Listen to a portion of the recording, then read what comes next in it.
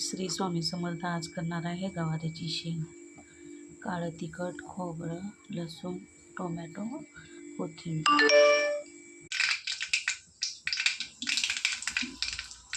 अद्रक, लसूण, कोथिंबीरची पेस्ट,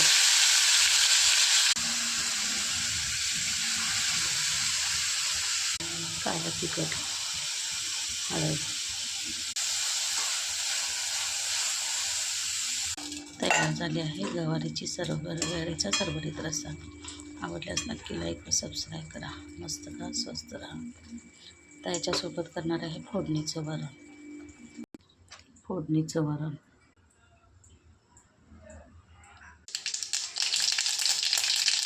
लसूण, कढीपत्ता, कोथिंबीर, हळद, हिंग.